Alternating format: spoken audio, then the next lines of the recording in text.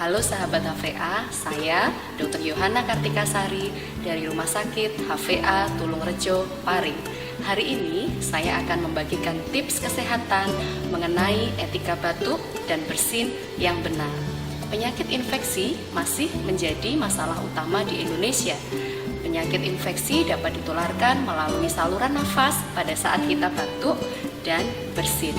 Penyakit tersebut misalnya seperti influenza, tuberkulosis, dan difteri. Saat kita batuk dan bersin, virus atau kuman dapat dengan mudah menyebar ke sekeliling kita.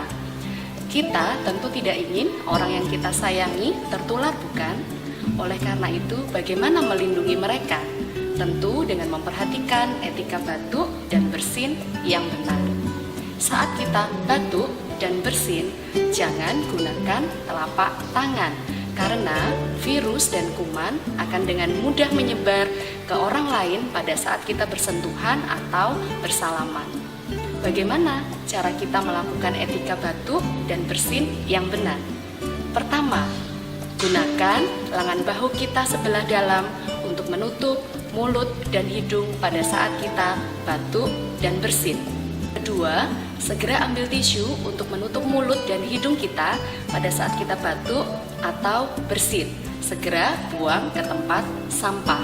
Ketiga, selalu gunakan masker pada saat kita mengalami infeksi saluran pernafasan untuk mencegah kuman keluar melalui batuk dan bersin.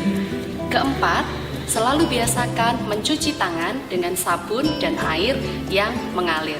Mari sayangi orang di sekeliling kita dengan memperhatikan etika batuk dan bersin yang benar. Apabila Anda ingin mendapatkan informasi kesehatan lebih lanjut, Anda dapat menghubungi kami di Halo HVA di nomor 0822 3030 9494 atau Anda dapat mengunjungi kami di Rumah Sakit HVA Tulungrejo, Jalan Ahmad Yani, nomor 25, Tulungrejo, Pare, Kediri.